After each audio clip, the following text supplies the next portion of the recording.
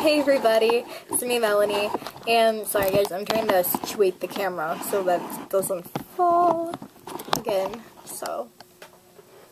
Okay, hey guys, okay, so this is a very overdue, advice video, and so this video is going to be on, eating disorders and how eating disorders can affect you, and a little bit about my story, and then also about how dance, gymnastics, and other stuff like that can influence you more so to starve yourself or to binge or whatever eating disorder you might have.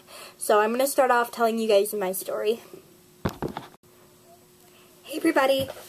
Sorry guys, I have a cold, so I'm just going to start off telling you guys my story on my eating disorder, I guess you can call it. I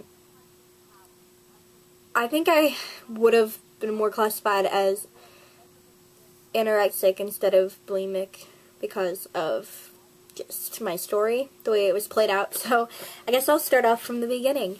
I'm not going into great detail. That'll be a whole nother video. This video is meant to help other people, not tell you guys my big long story, but I will tell you guys all about that, and I've had requests to do my incident in 8th grade and all that stuff. I will definitely make a video on that separately because it's a longer story, but this is just going to be a short story.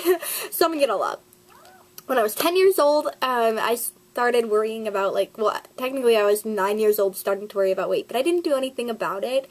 And then when I was 10 years old, I really started worrying about it, and my whole life was revolved around how I looked. Did I look pretty enough? Did I look skinny enough? And it just became all about weight. And I was in 4th grade at that time. So there's a huge difference between my 3rd grade picture and then my 4th grade picture just in my face alone. It's just like my face was sunken in my 4th grade picture from starving.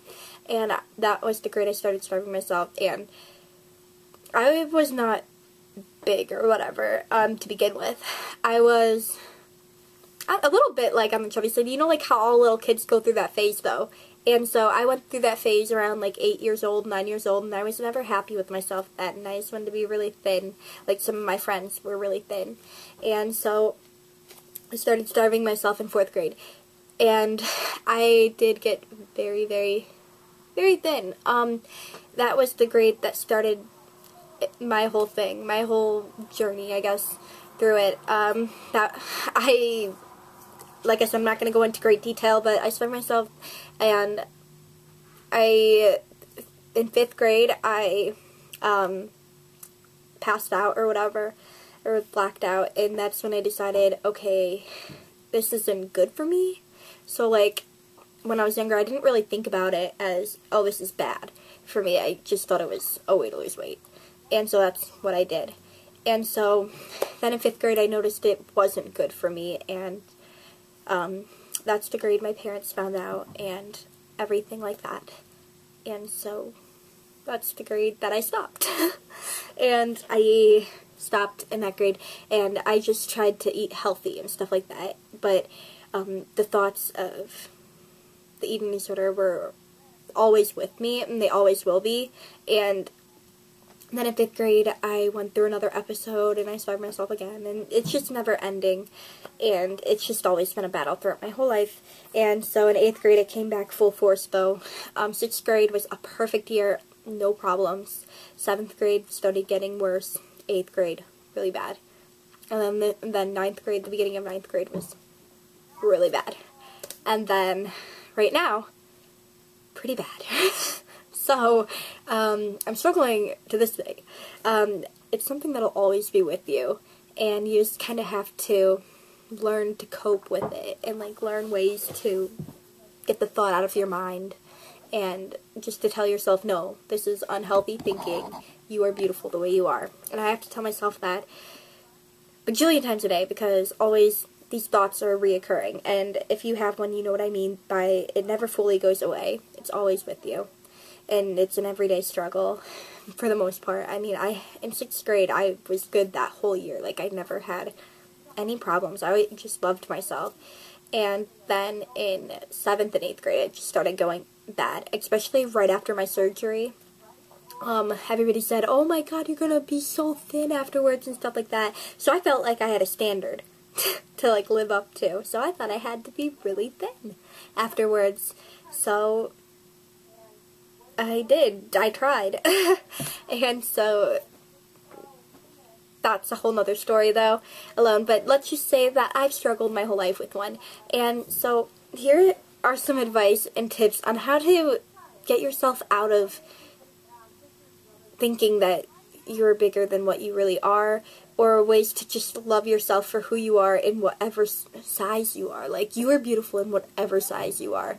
No one has the perfect body, and I feel like society is like telling us to be thin and all that stuff, and the way they're talking about, like in movies, they always make fun of the overweight people and stuff like that, and that makes us feel like, oh, so we have to be thin to be popular, we have to be thin to be beautiful. And modeling started all like it started off as normal girls, but then like Twiggy came, and Twiggy was really tiny, and that's what started the new trend of being thin and skinny and all that stuff. So, oh, sorry guys. So now people feel like they have a standard, like if they want to be beautiful, they have to be thin.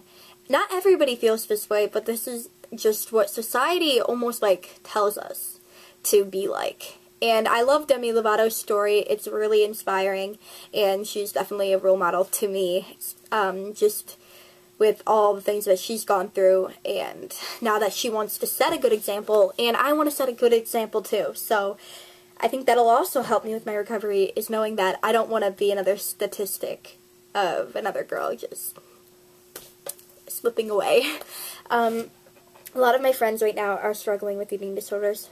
A lot of them, which is making it harder on me to recover, because it's almost making me want to go back into it. So it's bad. That's why I've been bad lately, and dance is influencing me to become back to that state again.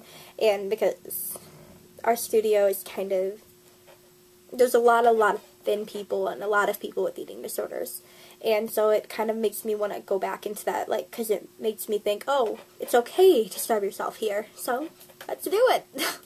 So it's not healthy thinking, obviously, but I have some tips on how to get out of that thinking pattern. One thing that has helped me so much is to look in the mirror and be like, okay, yeah, I might have a little bit right here, oh, maybe I don't like this about me, but you know what? When I step on that scale, I'm at a healthy weight. I am. I'm finally healthy.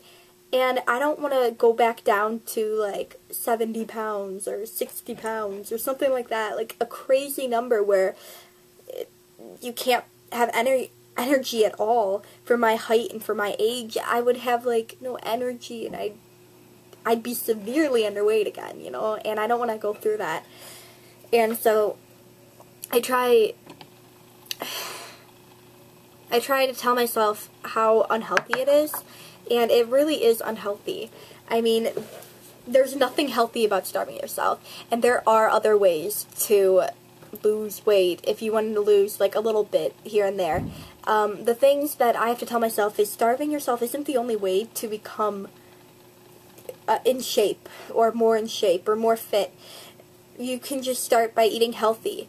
But that wasn't always my problem. Whenever I started a diet, it turned into an eating disorder. And that's why I can't go on a diet. I just kind of have to feel like I can't say I'm going on a diet. I have to just kind of eat healthy and stuff like that. And I have to like snack all day just because my like blood sugar gets really low and all that stuff now, because I screwed it up by starving myself. I screwed that all up, and I don't think people understand how it's not cool. It's not cool to starve yourself. A few of my friends, they're like, oh, well, you starved yourself, and and you got really thin, so I'm gonna do it too. And I'm like, no, don't follow my example. Did you see where it got me? In 8th grade, I don't think they understood how low I went, and how it affected my whole entire year, my whole entire 9th grade, the reason why I'm homeschooled. I don't think they understand how much it affected me and how much it can affect you. One thing about eating disorders is that it's like a lying game. You constantly are lying and deceiving others, telling them you ate when you didn't, and it's all about hiding. You're hiding your secret. I mean, I hid it so well, and I was becoming so good at it. I was so good at it, hiding it. And then when I became literally skin and bones, that's another story on that. And so it affected so much of my life to the point where I am right now in my life. And so what I'm trying to say is, if you are hiding it, do not hide it anymore. Get help. Because you can't starve yourself forever. And if you do, then you'll end up in a really bad situation. In the hospital, feeding tube, needles in your arms, and that's my biggest fear. So you don't want to be admitted into the hospital, trust me. You don't want to get that far. You want to stop it before it gets too hard. Even if you're having the thoughts of being wanting to have an not wanting to have an eating disorder, but like having the thoughts of not eating or starving yourself for perfection or whatever, I would advise getting help for it, because it's not normal thoughts. Although the new normal in our society is to, like, everyone is getting an eating disorder because it's just a way of life now, starving yourself. There are forums and thinspo all over YouTube and forums online, like, trying to help you hide it and trying to help you become anorexic and become the best anorexic that you can be and become the thinnest that you can be, and how to hide it from your family, how to hide it from everybody. And so you get down to that low point that you are absolutely basically dying. I hate to say it, but you will be so thin, your bones will be protruding out of you, and yet they classify that as beautiful. It's not. It's honestly not beautiful when your bones are sticking out. It's just not, guys. And being beautiful doesn't have to deal with your weight. You are beautiful no matter what size you are. And it took me years to, like, realize that, and I have to keep telling myself that every day, though, because obviously I'll always have these thoughts. But the way I fight them off is by telling myself, no, you are perfect in whatever size you are. And especially because I am at a perfect weight for me, technically, right now. And I shouldn't go any lower than what I am right now. I shouldn't. It's where my body wants to be is right now. And my problem right now is I'm over-exercising. And that's where it's too bad. Like, it's getting hard. And especially now that I'm into dance again. And that's playing a big part on it. So don't let others influence you. If others have eating disorders, or if other people want you to become thinner or whatever, do not listen to them. Do not go on YouTube searching thinspo. Don't go onto those forums. Anorexia, bulimia, they are diseases of, like, your mind, I guess you can say. And why would you want to catch one? Like, why would you want one? Like, people actually want one. Did I ask for this? No. It runs in my family, having these, I guess you can call it a mental disorder, whatever it is, but it runs in my family. And I saw, I'm not going to say who, but I saw some people in my family doing it, and I thought, if they're doing it, and they're that thin, then I'm going to do it too. And I didn't realize that how much I was hurting my parents. I was hurting them so bad. I was hurting my friends. I was hurting my family. My family didn't know if I was going to wake up the next morning. It's hard, guys. It's not something that you want. Be the size you are and embrace it. Even if you're past your BMI, whatever size you are,